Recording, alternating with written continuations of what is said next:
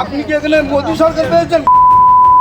হিন্দু ধর্মের যে সংস্কৃতি, সেই সংস্কৃতিটাকে রক্ষা করে তিনি মাতৃ আরাধনায় বাচ্চাদের কথায়, সেখানে হিন্দু মুসলমান সব বাচ্চারা বলেছিল, স্যার সব স্কুলে পূজা হয়, আমাদের স্কুলে কেন পূজা হবে না?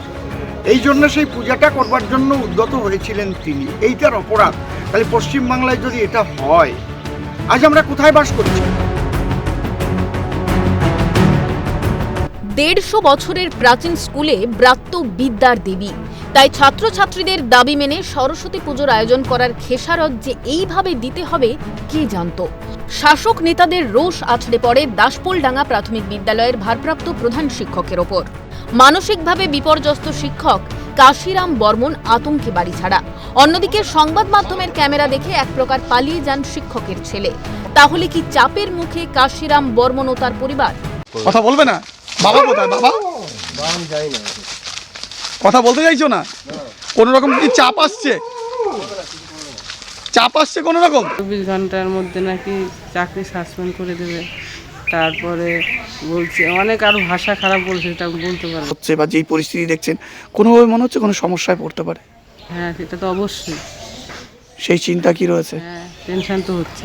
বুধবার সকালে নগরুকড়ার বেলেমাঠ এলাকায় শিক্ষকের বাড়িতে যান হরিণঘাটার বিজেপি বিধায়ক তথা কবিয়াল অসীম সরকার ও তাঁর অনুগামীরা।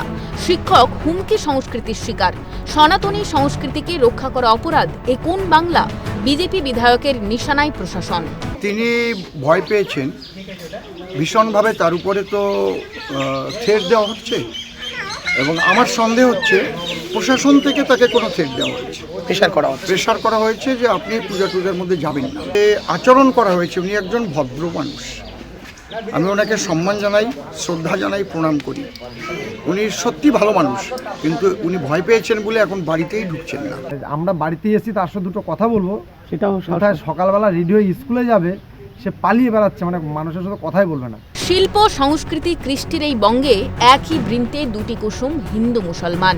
মুসলিম তার নয়নমণি, হিন্দু তাহার প্রাণ। এটাই তো বাংলার ভ্রাতৃত্ববোধ।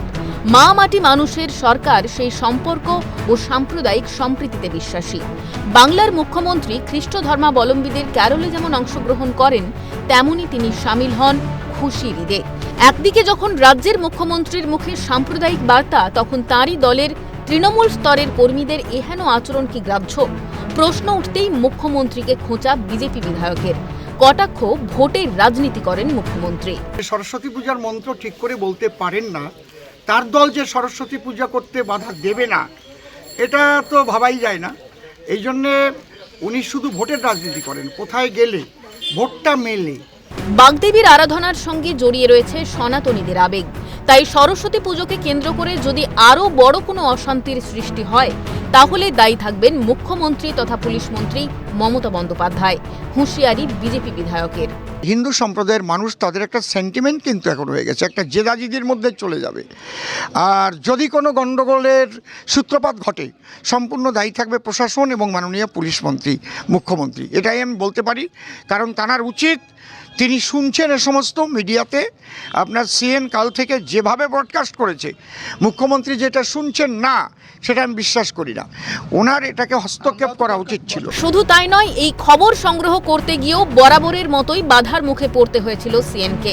তবে সমস্ত সত্যকে নির্ভীকভাবে তুলে ধরার জন্য সিএনকে ধন্যবাদ জানিয়েছেন বিজেপি বিধায়ক তথা কবিয়াল অসীম সরকার। আক্রান্ত তো আপনারা হয়েই আসছেন, পরপর একদম পঞ্চায়েত ভোটে আক্রান্ত হয়েছেন, তারপরে তার আগে পৌর ভোটে আক্রান্ত হয়েছেন। এই আক্রান্তের মধ্যে দিয়েই যে আপনারা খবর করেন, তার জন্য আমি সিএনকে ধন্যবাদ জানাই। সকলে মিলে, সকল রাজনীতি দলের নেতারা বা কর্মীরা একত্রিত হয়ে সকলে সহযোগিতা করে যেন এই বিদ্যালয়ের পুজো হয়, তার জন্য যেন উদ্যোগী হয় প্রশাসন। সুবীর দাসের রিপোর্ট, ক্যালকাটা নিউজ।